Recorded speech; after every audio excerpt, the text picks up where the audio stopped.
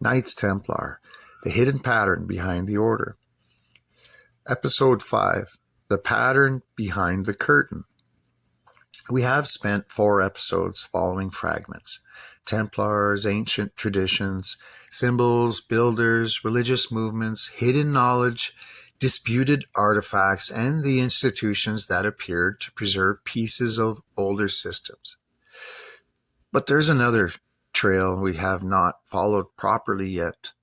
It begins with something much less mysterious than an ancient symbol: an eviction order. Because between 1100 and 1529, the records show 373 local expulsions of Jewish communities across England, France, Italy, Portugal, and Spain alone. France accounts for 172 expulsions. Spain accounts for 112.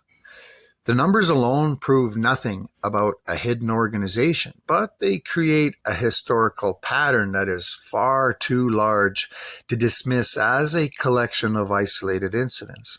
So instead of starting with a theory, let's start with the timeline. England, 1290. Edward I expels the Jewish people from England.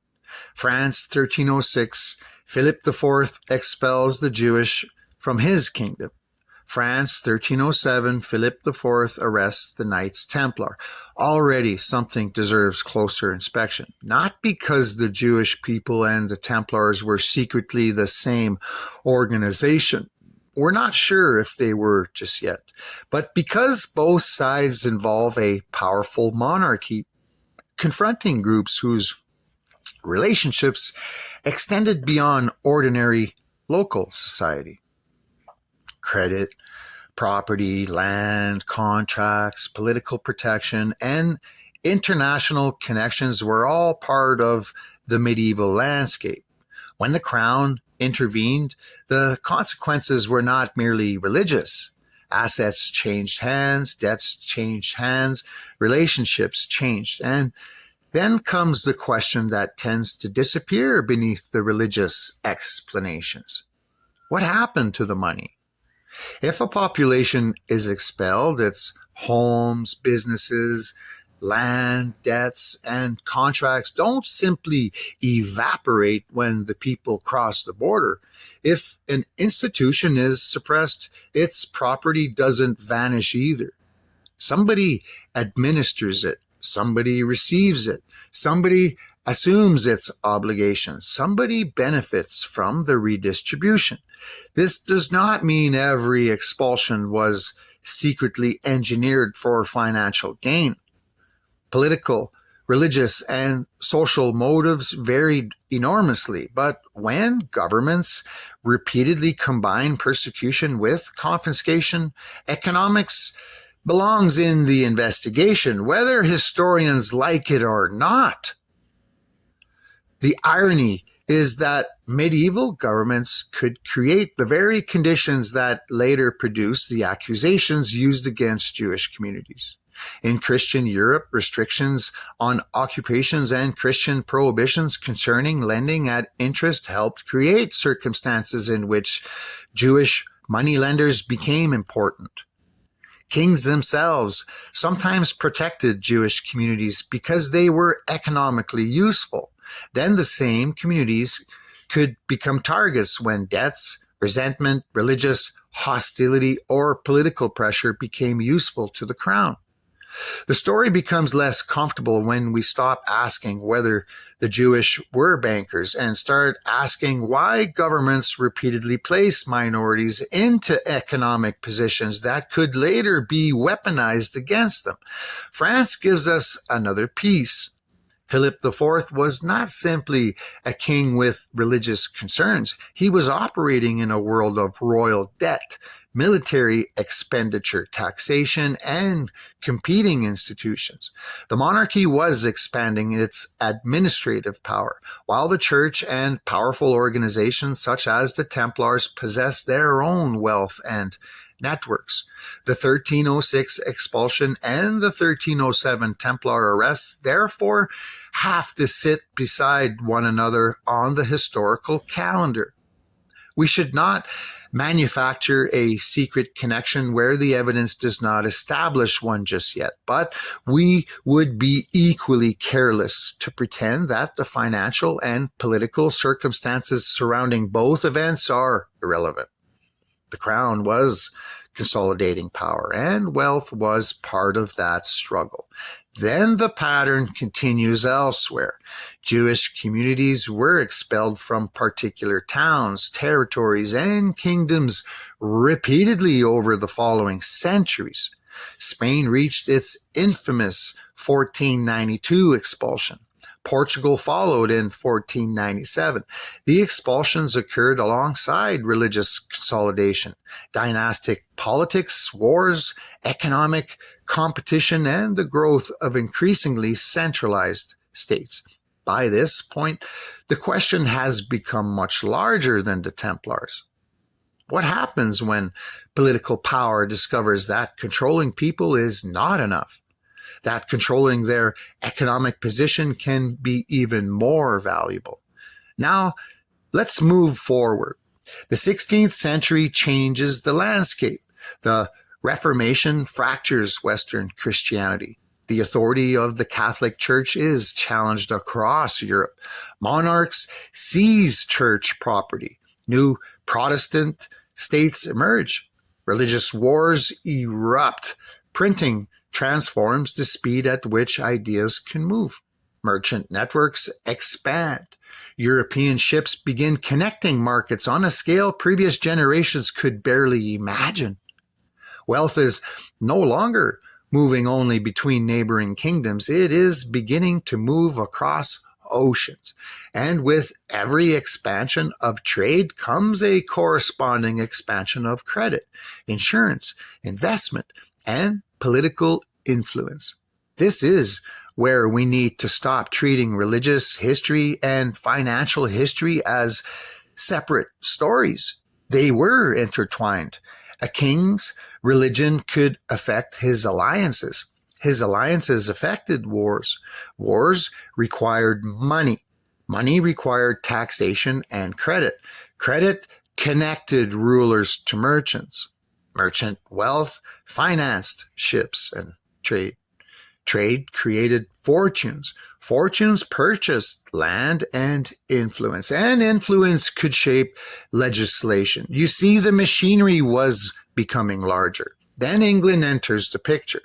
By the 17th century, the old assumption that kings simply ruled because God had placed them there was being violently challenged. Parliament had become powerful enough to confront the crown.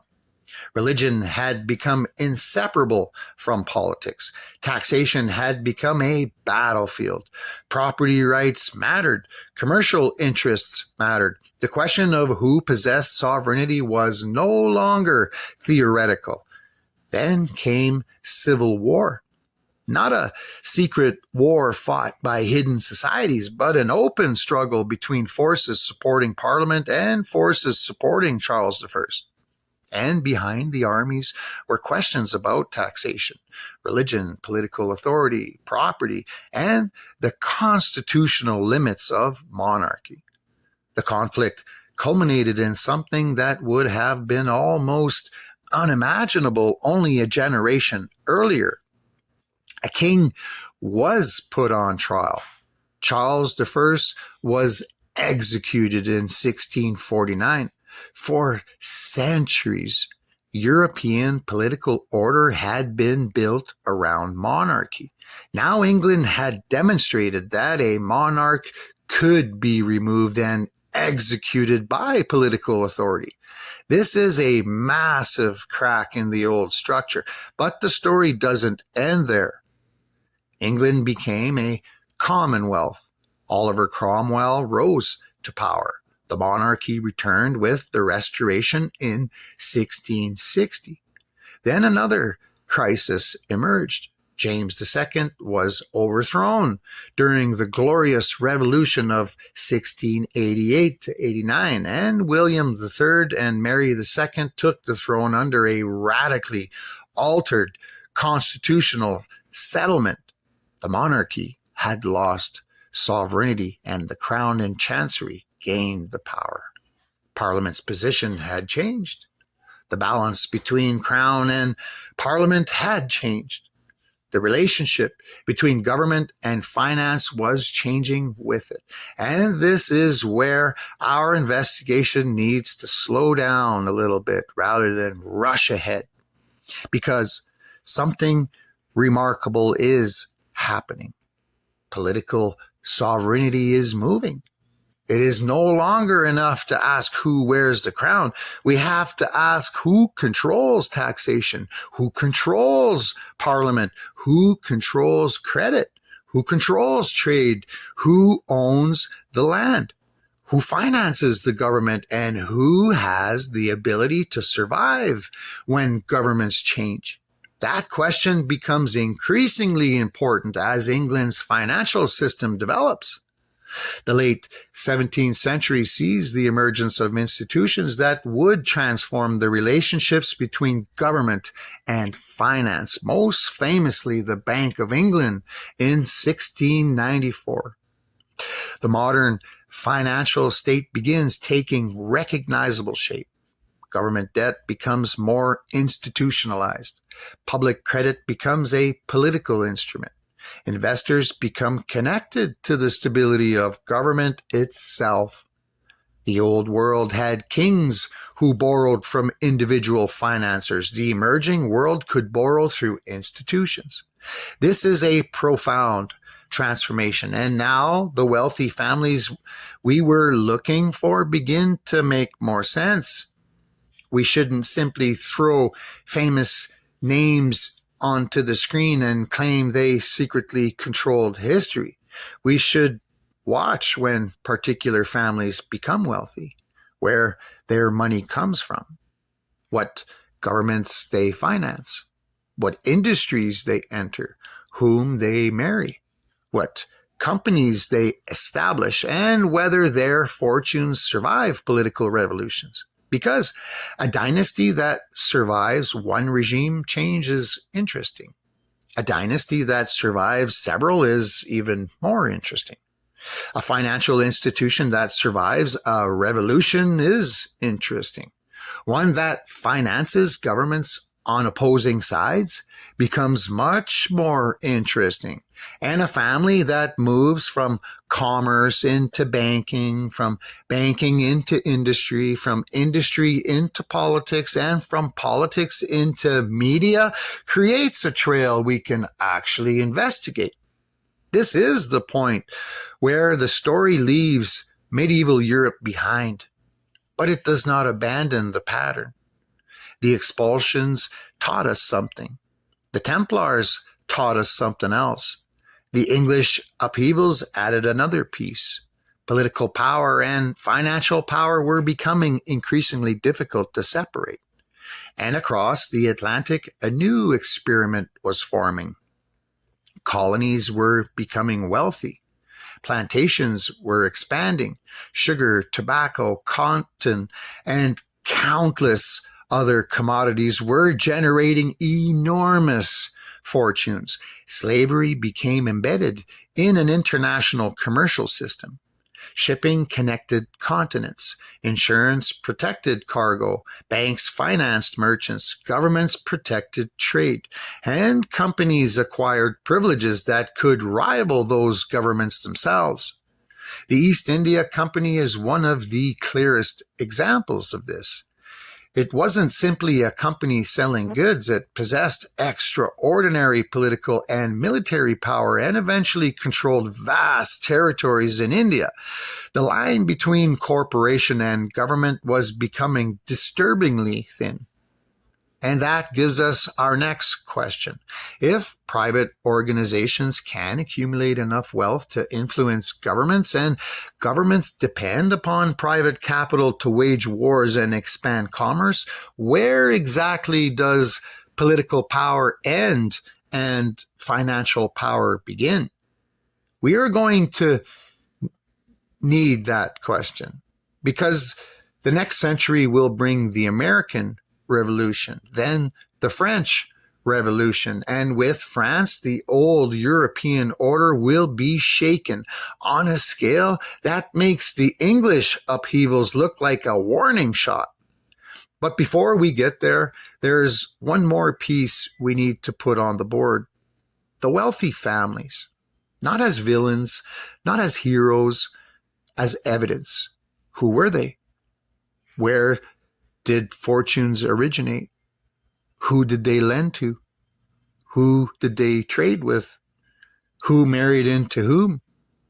Which governments depended upon them? Which companies did they establish?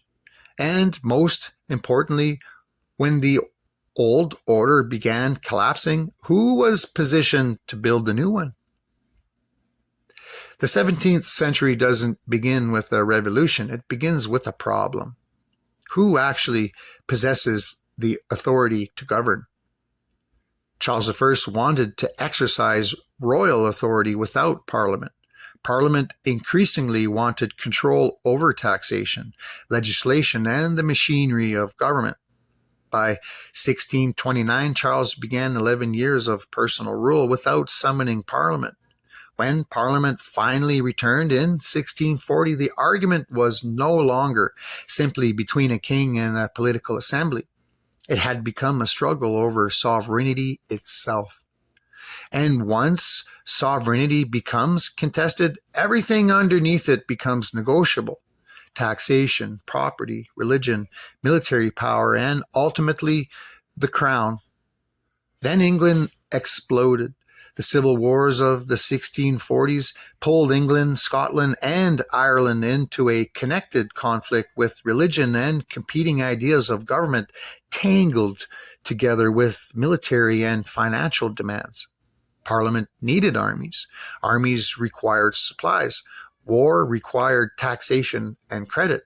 Land and estates became collateral. And in Ireland, Parliament explicitly arranged for people who advanced money for the war to receive payment in Irish property. That detail deserves to sit quietly on the screen for a moment. War creates debt. Debt creates claims. Claims can become property. Then came 1648. Charles was still alive, but the political settlement was collapsing. The army intervened directly in Parliament. Pride's Purge removed members considered unlikely to support the king's punishment, leaving the rump Parliament. A court was established. Charles challenged its authority.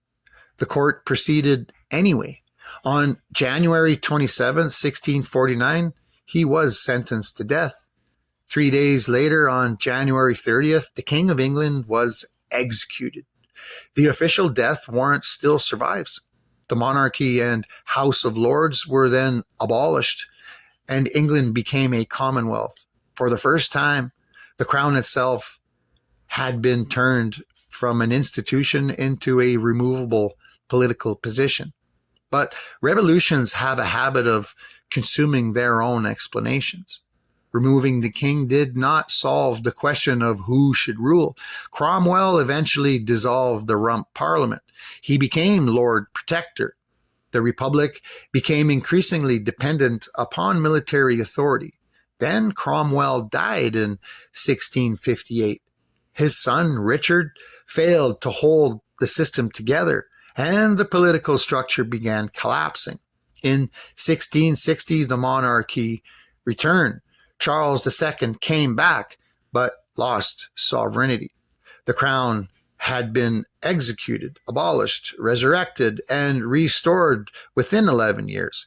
That is not a stable revolution. It's a laboratory. It shows us that destroying an old institution does not automatically eliminate the forces that created it. And watch what happens next. Charles II dies in 1685. James II takes the throne. Religious conflict returns. Parliament and the crown collide again. In 1688, William of Orange arrives with an army. James II flees, and Parliament begins constructing a new political settlement. In 1689, the Bill of Rights places explicit limits on royal authority. The monarch can no longer simply suspend laws, levy taxes, or maintain a standing army in peacetime without parliamentary consent. The political center of gravity has shifted again. The king remains, but the king no longer stands alone. Now look at what has changed in less than a century. A king ruled without parliament. Parliament fought the king. A civil war followed. The king was executed. The monarchy disappeared.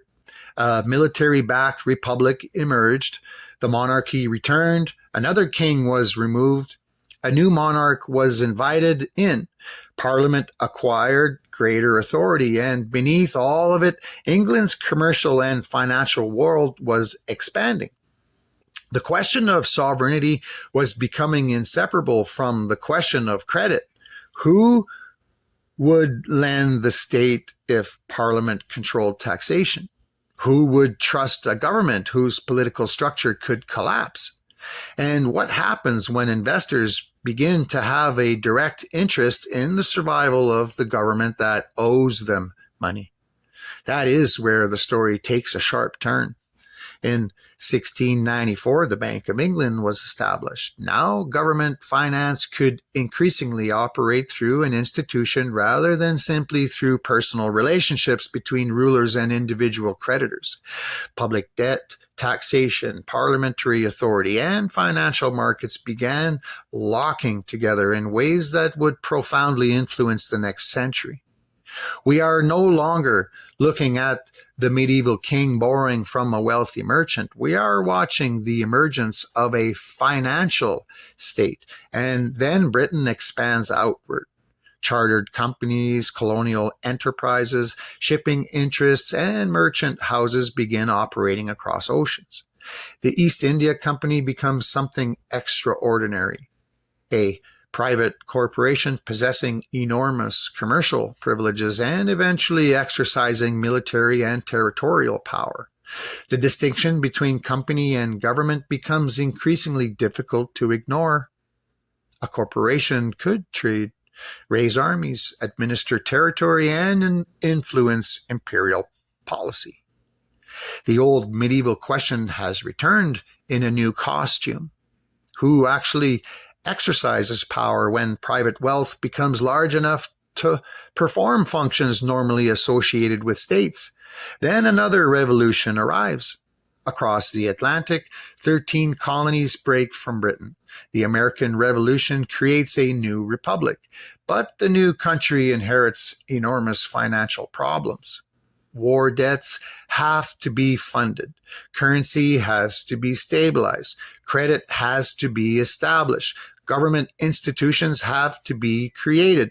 Alexander Hamilton pushes for federal assumption of state debts and the creation of a national financial architecture. The young republic is discovering something European monarchies already knew. Political independence without financial stability is fragile. But the real earthquake is still ahead. France.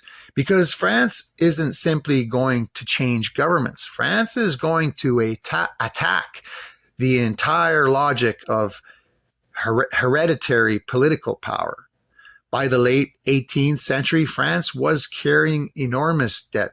Years of warfare, including intervention in the American Revolution, have strained the monarchy's finances. The tax system is deeply unequal. Privilege is concentrated.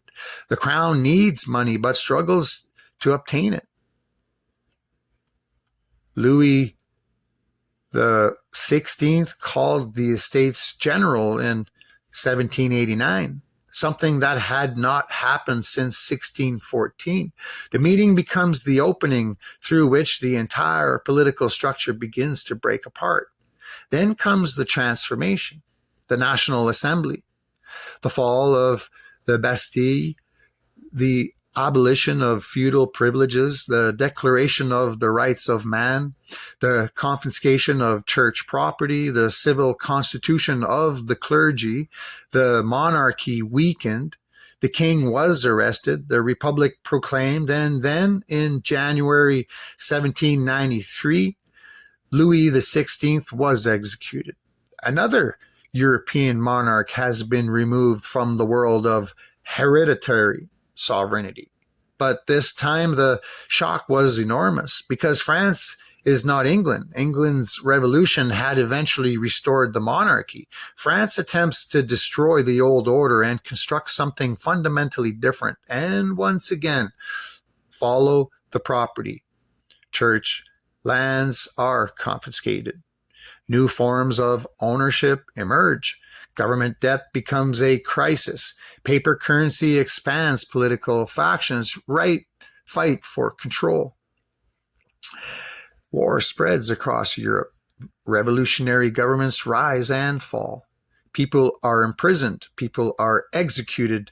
The old aristocratic order is attacked, and fortunes are made, destroyed, and reconstructed. This is where our investigation needs to become very precise. It would be easy to say the bankers caused the French Revolution. That is an enormous claim, and the evidence does not justify simply throwing it onto the screen. But it is equally simplistic to pretend finance had nothing to do with the crisis. Debt was one of the monarchy's central problems. Taxation was political. State credit mattered. Property was redistributed. War transformed markets. And the people who understood finance were operating inside a political system undergoing violent reconstruction. Now something else happens. Revolutionary. France begins fighting almost every major European power around it. Britain, Austria, Prussia, Spain, and others become involved in the wars. A domestic political crisis becomes an international conflict, and international conflict creates extraordinary financial requirements. Governments need loans, armies need weapons, ships need supplies, merchants need insurance, commodities move through protected routes, governments borrow, investors take risks. War becomes an enormous financial ecosystem. And that ecosystem does not disappear when the revolution ends. Napoleon eventually rises. The revolutionary experiment transforms again. France becomes an empire. Europe is reorganized. Old monarchies are threatened. New territories change hands. Continental trade is disrupted. Britain's financial and naval power becomes even more significant. And wealthy commercial families are now operating in a world where fortunes can be made not only from land, but from government debt, international trade, insurance, commodities, banking, and war finances. This is where we can finally begin following individual financial dynasties without turning them into cartoon villains. Because the 19th century produces something new. The old aristocrat inherited land. The new financier could own debt. The old merchant owned warehouses. The new corporation could own railways, mines, factories, shipping lines, and entire industrial systems. The old political faction fought for a throne. The new political faction could fight over markets, tariffs, central banks, colonial concessions, and industrial policy. And suddenly the battlefield is much larger. Now put the Industrial Revolution beside it.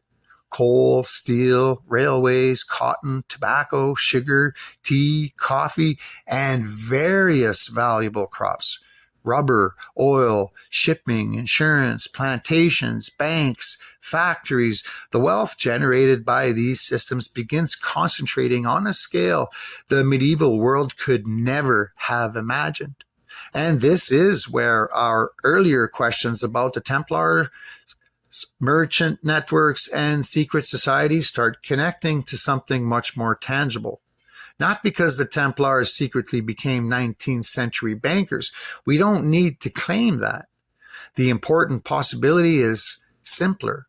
The functions survived even when the institutions didn't, moving money, protecting assets, transmitting information, financing governments, building infrastructure, creating international relationships, preserving knowledge. That doesn't require one organization to survive 800 years. It requires systems capable of surviving people. And now we have reached a point where those systems become visible. The 19th century is where the names begin multiplying. The banking houses, the industrial dynasties, the merchant families, the colonial companies, the newspapers, the political organizations, the secret societies, the philanthropic foundations, the universities, the corporations, and eventually the media empires.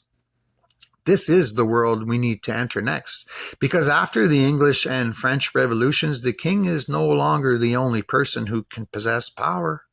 Power has learned how to become portable. And once power becomes portable, it can cross a border, survive a revolution, finance a government, purchase an industry, and wait for the next political order to arrive. That is where the trail gets much harder to follow and much more interesting.